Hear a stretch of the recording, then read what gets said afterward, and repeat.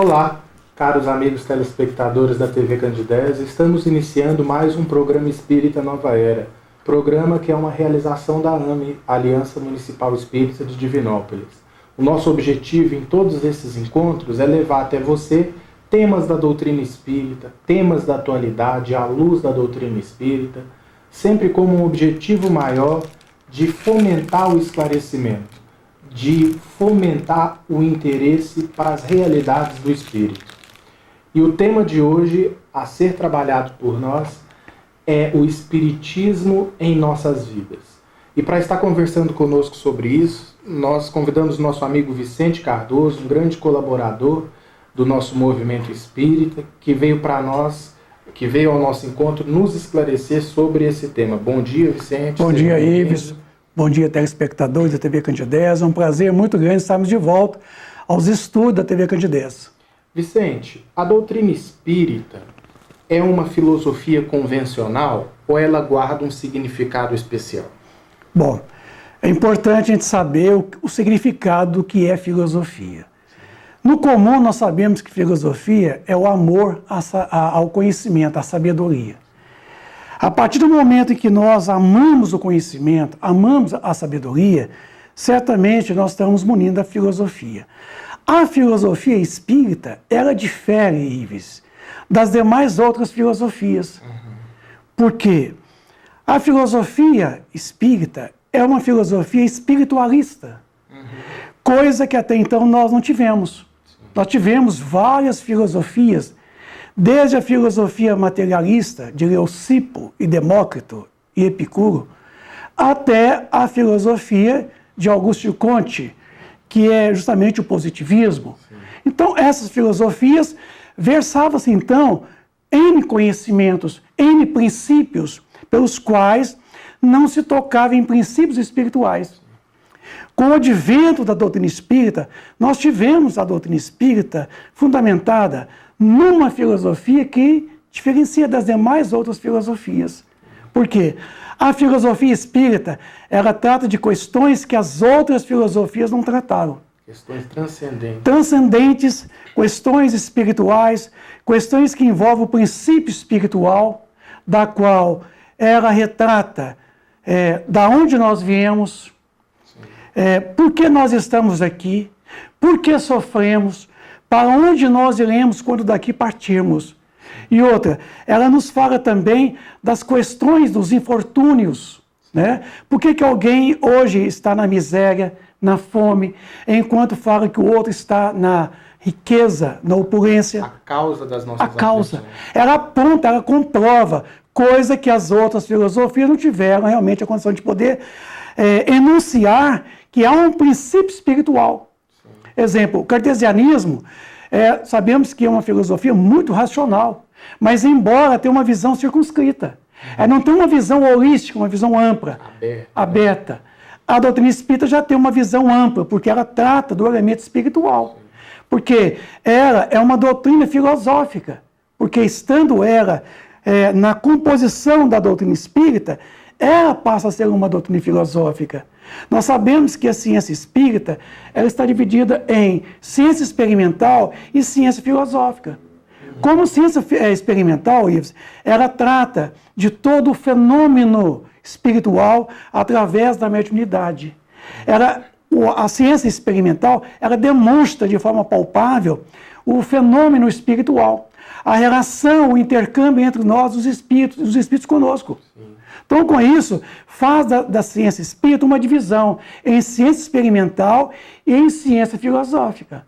A ciência experimental, uma vez comprovando o fenômeno, ela tem como consequência também demonstrar a nossa origem, a nossa condição espiritual, a nossa destinação, como comprovação científica. A filosofia não, ela já dá à ciência uma visão mais, uma visão mais ampla, porque ela vai comprovar que há um elemento espiritual por trás de todas essas manifestações, das quais a ciência prática da doutrina espírita comprova, por meio de provas, digamos assim, provas que não tem como você contradizer.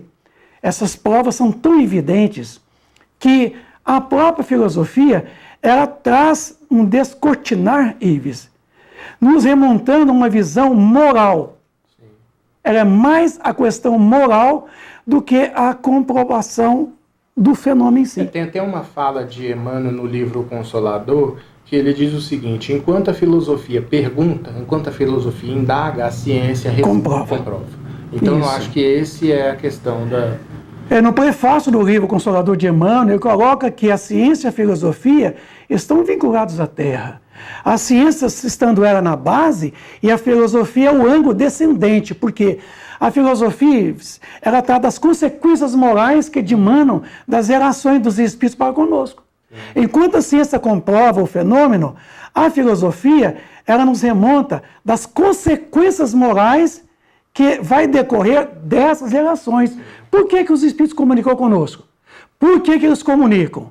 Para nos trazer o ensino espiritual, o ensino fazer com que nós possamos crescermos intelecto moralmente, quer dizer, a nossa evolução espiritual. Então, a filosofia tem esse papel importante no contexto do chamado tríplice aspecto da doutrina espírita, porque as consequências morais, nós diríamos que é o ângulo religioso, porque ele revive o cristianismo do Cristo. É justamente essa pergunta que eu gostaria de fazer nesse momento. Espiritismo e cristianismo, ou cristianismo e espiritismo, são a mesma coisa? Não é bem a mesma coisa. Nós temos que fazer uma diferença aqui, porque é o seguinte, o cristianismo, na verdade, ele não é bem espiritismo. Por quê? O cristianismo, ele representa o próprio Cristo. O Cristo, de certa forma, é Ele que nos traz todo o ensinamento, é Ele que preside o Espírito de verdade. Mas o Espiritismo é cristão. Mas o Espiritismo, ele é cristão. Por que é cristão? Porque o Espiritismo é tudo que vem dos Espíritos. Sim. Embora o cristianismo não vieram dos Espíritos, mas veio de um Espírito chamado Jesus Cristo, o Cristo em si. De certa forma, o cristianismo, então, ele é do próprio Cristo. Ele é um ensino que o Cristo vai presidi-lo, representando a vontade do Criador, o Pai. E o Espiritismo, ele já é a revivescência do cristianismo puro. Sim. Por quê? O Espiritismo é tudo que é oriundo dos Espíritos. Oriundo deles vem justamente relembrar tudo que o Cristo nos ensinou. Traz da fonte original. A fonte original. Porque João, no capítulo 14, ele coloca que Jesus prometera o segundo advento dele. Sim. Quando ele promete o Consolador, o Espírito de verdade, que o mundo não poderia naquele tempo receber e não ver, porque, de certa forma, ele não poderia percebê-lo ele ali, naquele momento ali, mas que ele viria mais tarde relembrar tudo que o Cristo havia ensinado. Por isso que o cristianismo, ele não é bem espiritismo, mas o espiritismo é todo o cristianismo em si. Sim. É toda a visão do cristianismo, porque os espíritos vêm justamente reviver o pensamento cristão. Por isso é comum dizer que o espiritismo é a revivescência do cristianismo puro. E na sua pureza, igual você acabou de dizer, na sua pureza, porque o que Jesus nos legou, deixou para a humanidade, sofreu um monte de deturpações ao longo do tempo. Então, nada mais correto do que os espíritos que não estão contaminados com as políticas humanas trazerem a pureza original do cristianismo no momento certo, né? Certo. No momento em que a nossa maturidade, segundo lá, o primeiro capítulo do livro A Gênese, quando não veio antes, se tivesse vindo antes, teria sido abortado. Porque a nossa maturidade não permitiria que nós tivéssemos tamanho entendimento das questões reveladas pelos próprios Espíritos. Porque se naquele tempo Jesus não pôde dizer tudo, porque nós não tínhamos maturidade para poder entender, ele promete o Consolador, o Espírito de verdade que viria mais tarde, justamente para nos fazer relembrar de tudo que eu já havia dito, mas também complementar aquilo que eu não pôde dizer naquele momento, porque naquela época. Não estrutura. Não tinha estrutura para podermos entender e compreender a mensagem cristã. Com certeza. Vicente, qual a importância do Espiritismo para a vida dos seus adeptos? Qual a importância do Espiritismo para nós espíritas? É justamente esse ponto que é o mais importante para nós. Né? A partir do momento em que a doutrina espírita, você a conhece ela, São 3 fases que a gente tem. Aquele momento que você fica vislumbrado com a doutrina, você vai atrás, você vai nas reuniões todos os dias no centro espírita, você vai em todos os eventos, você pega os livros e quer engolir os livros, a doutrina começa a entrar em nós. E quando ela entra, Ives, ela faz toda uma mudança interna da gente, ela mexe com a gente, ela faz essa revolução interna. E a terceira fase é a fase quando ela sai da gente, através da nossa renovação. A finalidade. Quer dizer, o objetivo é a nossa transformação moral, mas a finalidade é fazer com que nós possamos crescermos espiritualmente. Então, o mais bonito do Espiritismo em nós é quando ele sai de nós, através de atos, pensamentos, atitudes e ações. É a partir do momento que o verdadeiro espírita seria reconhecido pela sua transformação moral e pelos esforços em que ele empregaria para domar o quê? As suas más tendências. É para isso que o espiritismo é significativo para mim, é para você, é para todos nós os espíritas. Por isso que o espiritismo, ele tem um elemento renovador em nós, porque ele está alicerçado na fé do futuro. Ele se assenta em cima na fé no futuro. É por isso que a gente às vezes tropeça, porque está muito à frente de nós. Tá muito. A gente fica correndo atrás e às vezes se vê frustrado no caminho. E justamente é esse momento em que você se percebe, oh meu Deus, por que eu não conheci Espiritismo mais cedo? Eu deveria ter conhecido mais cedo, eu acho que eu perdi tempo. Não, não perdeu tempo. Você começando agora, é o momento da sua maturidade. Todos nós, Ives, temos um momento de nós realmente chegarmos, em que a nossa maturidade fará de nós realmente, abrindo essa grande oportunidade de a gente poder conhecê-lo. Então, o Espiritismo é esse grande elemento transformador da criatura humana. A partir do momento que você o conhece e permita que ele leve você ao entendimento, a uma compreensão de que você tem necessidade de se renovar constantemente, de se autotransformar, de buscar essa conversão, esse voltar para dentro de si mesmo e fazer essa grande transformação. Então, o Espiritismo, eu vejo ele como sendo um elemento de uma grande transformação da humanidade. Eu até costumo dizer o seguinte, é que o Espiritismo, pelo menos na minha vida, também acho que na vida de todo mundo interessado, a nossa vida se divide antes e depois do Espiritismo. Ah, certamente. Porque depois que a gente busca mudar a sua filosofia, a beleza, porque além de esclarecedora, a doutrina é muito bela. Muito linda. E a gente se depara com essa beleza, realmente a gente fica embevecido, encantado com esses ensinamentos que nos impactam de uma maneira muito significativa. Muito. Né? É por isso que às vezes a gente fica vislumbrado. E você quer fazer uma transformação a curto prazo que você não conseguiu fazer a longo prazo. Por isso que a doutrina espírita, a gente quando a conhece ela, você fica realmente nessa empolgação de querer poder modificar a sua conduta, fazer uma transformação a curto prazo. E não é a curto prazo. A Raul Teixeira costuma falar que se a gente subir muito rápido, alguém vai ter que correr lá na frente e amparar, porque a gente vai cair realmente. Vai dar vertigem. Vai. Então, essa transformação ela é muito paulatina, ela é muito gradativa. É na medida em que você realmente demonstra um interesse em fazer essa grande transformação interior. É o homem novo que Paulo de Tarso fala, né? Despir o homem velho que há em nós e vestir o traje do homem novo. O Espiritismo, através da doutrina espírita século XIX, faz justamente esse grande elemento renovador quando está alicerçado realmente nos princípios do Evangelho, porque ele é esta revivescência do Evangelho de Jesus. Vicente, você colocou muito bem e lembrou a todos nós uma fala de Kardec que diz que se reconhece o verdadeiro espírita pelo esforço que ele empreende de renovar as suas más tendências, ou as suas más inclinações. Aí eu te pergunto, nesse esforço, muitos podem questionar, por onde eu começo? Por onde começar nesse trabalho de renovação? Esse é o grande truque que às vezes a gente não consegue fazer. Porque a vida para nós, ela é cheia de surpresas. Às vezes nós somos pessoas viciosas, mal acostumadas. Somos pessoas ainda que temos uma tendência muito barbária, uma tendência muito primitiva. E a gente não se consegue perceber Quando é que se começa essa grande transformação? E essa grande transformação é a partir do momento em que você volta para dentro de si mesmo, Ives, e se reconhece que você é um homem velho e que você necessita fazer uma grande mudança em você e começa a observar as suas tendências, as suas atitudes dentro de casa. É no reduto doméstico é que a gente se percebe que é ali é que você começa a fazer as primeiras observações que você tem que mudar. Começar pela família. Pela família.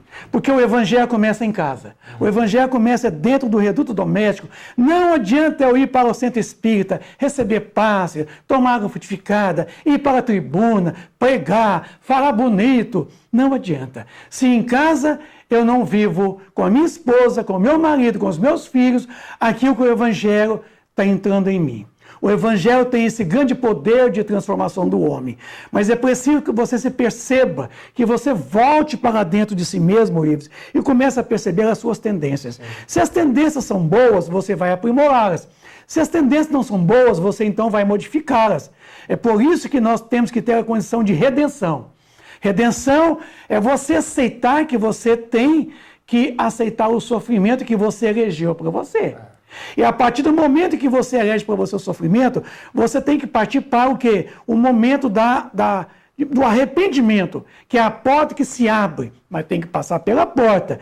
Aí você entra para a reparação. Na reparação, certamente você vai ter que reconstruir. Então, esse reconstruir, Ives, começa justamente naquele momento que você se percebe. É aquilo que Sócrates já dizia, conhecer-te a ti mesmo. Joana de Anjos coloca. Isso. É você se perceber, é você conhecer a si mesmo. É o que Santo Agostinho comenta para nós lá na pergunta 919 do Livro dos Espíritos. Não tem como se transformar sem se conhecer. Não se tem. Como é que você vai transformar se você não se percebe? Você percebe a esposa, você quer mudar a esposa, você quer mudar o marido, né? Só apontando para o outro. Você quer mudar o vizinho, você quer mudar o pessoal que frequenta o centro espírita. E você, moço, está mudando? Então, a doutrina espírita, ela, através da sua filosofia espiritualista, ela te aponta que você é um princípio inteligente do universo, estando hoje na condição de espírito e amanhã na condição angelical, quer dizer, de um arcanjo. Então, para isso, você tem que se assentar do seu conhecimento em cima na fé do futuro. Você tem que se perceber e começar nas mínimas coisas, nos vícios, nas mazelas, nos maus hábitos, na relação com as pessoas, fazer aquelas mudanças paulatinas. É aí que o espiritismo começa a sair da gente. É que a doutrina entra e faz toda uma transformação e faz você se perceber. Porque a gente sempre se vê no outro. Todas as vezes que eu aponto em alguém um defeito, é a mim mesmo esse mesmo defeito. E se eu me percebo esse defeito, já é um bom caminho. Já que eu me enxergo em mim essas más tendências, é importante que eu perceba que eu preciso mudar. É o início da correção. É o início de você tomar atitudes. Então, a reparação, aí vem aquela fase chamada resignação. Que é aquele momento que a resignação é o consentimento do coração. E resignação não é ficar parado. Não, é você mudar as atitudes, é você se ressignificar os seus atos, é você fazer de novo, mas fazer agora bem feito. Fazer diferente, fazer não como antes, mas fazer uma inovação dentro de você. Porque, Ives, nós somos aquele homem exterior, é o homem que você me conhece, é o homem que eu conheço em você, é o homem que eu conhecemos as pessoas lá fora, esse é o homem exterior. E o Paulo de Tarso, ele coloca, renova-te sempre. Ainda que o homem exterior se corrompa, acima de tudo, o homem interior se transforme dia a dia, hora a hora. Então, é isso que o Espiritismo nos proporciona. Vicente, a doutrina espírita, ela oferece elementos adequados para a gente compreender Jesus na sua inteireza, na sua realeza? Sim, porque a doutrina espírita, ela retrata o pensamento cristão. A partir do momento em que você começa a estudar a doutrina espírita e ela entra em você, começa a fazer toda essa mudança, você às vezes fica muito vislumbrado com a doutrina espírita. Por que eu pergunto isso, só fazendo um corte na sua fala, eu pergunto porque muitas vezes a gente observa Jesus à luz das nossas imperfeições. E aí a gente acaba humanizando demais Jesus, Sim. porque, assim, às vezes acaba aproximando Jesus muito das nossas imperfeições, e isso acaba distorcendo. Eu acho que foi por isso também que o cristianismo ele se distorceu um pouco, porque foi aquela tentativa da gente aproximar a fé à luz das nossas imperfeições, e não correr atrás do grande modelo que representa para nós. Né? Inclusive, você falou em modelo, eu me lembrei, pergunta 925 do Livro dos Espíritos, aliás, desculpa, 625 do Livro dos Espíritos, é a pergunta pelo qual lá se perguntou qual o modelo, né, em que Deus ofereceu para o homem de perfeição e de guia a ser seguido. Eles responderam, vede Jesus. Jesus, então, para nós, na doutrina espírita, Ives, ele é modelo, ele é guia de perfeição por todos nós a segui-lo. Então, porque ele, como você perguntou inicialmente, o cristianismo, retrata todo o pensamento cristão. Ele representa todo o Cristo, porque ele é o caminho, ele é a verdade, ele é a vida. Então, na doutrina espírita, eu conheço muito mais Jesus, porque, inclusive, o apóstolo João foi o único apóstolo que mais falou de Jesus. É o apóstolo filosófico, filósofo, digamos assim. É aquele apóstolo que o tempo todo ele falou de Jesus de forma tão assim pura. Ele retrata Jesus de uma forma tão pura. E nós aprendemos com João, no livro Aos Apóstolos, tem um capítulo especial chamado Dupla Natureza do Cristo, onde mostra o Cristo na sua realeza, mas mostra o Cristo homem, o Filho do homem. Então, ali aponta que Jesus, na verdade, para nós, ele representa realmente essa vontade do Criador, essa vontade do Pai, que é o Pai dele, que é o nosso Pai, que vai nos trazer essa grande possibilidade, nós aprendemos com ele, um único caminho, porque quando ele nos concita, vinde a mim todos vós que sofreis, estáis cansados e oprimidos, e eu vos aliviarei. Tomai sobre vós o meu jugo e aprendei de mim, que sou brando e humilde de coração. Ele está nos mostrando que ele, para nós, ele é o caminho, ele é o modelo. Mas quando ele fez isso, ele estava lá na frente, como ele está até agora. Não é isso? Ele não disse, parou, né? Ele não disse, ninguém vai ao Pai. Ele disse, ninguém vem ao Pai se não for através de mim. Para isso que Jesus, para nós, ele retrata muito todo o pensamento doutrinário, todo o pensamento da doutrina espírita, do espiritismo, como você quer entender, mas todo o pensamento que eu estou aprendendo, que você está aprendendo, com os conceitos doutrinários. Por isso que o espiritismo com ele, eu tenho amplidão sobre o Cristo. Eu aprendo muito com Jesus, né, através do cristianismo. Como sendo o espiritismo a revivescência, certamente ele veio complementar tudo que Jesus ensinara há 2000 anos atrás. Então, eu tenho, através da doutrina espírita, Ives, uma possibilidade de conhecer muito mais acerca de Jesus.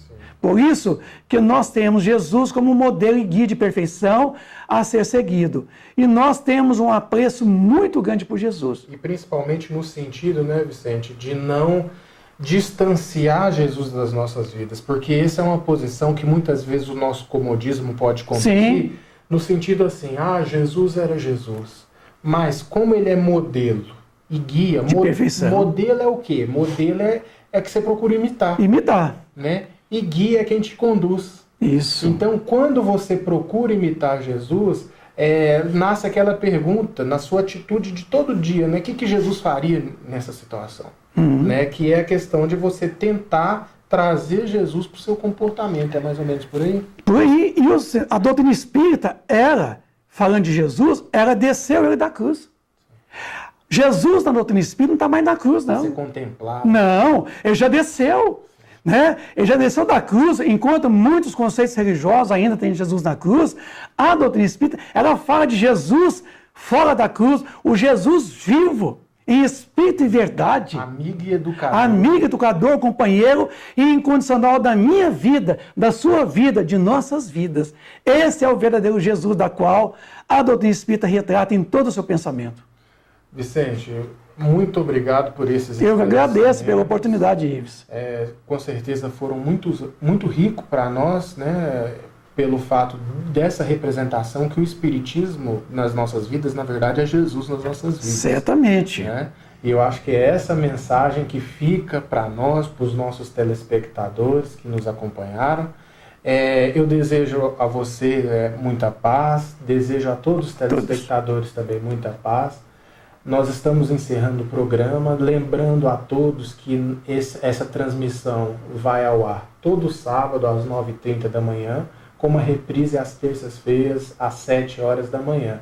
Então eu desejo a todos muita paz mais uma vez e até o nosso próximo encontro.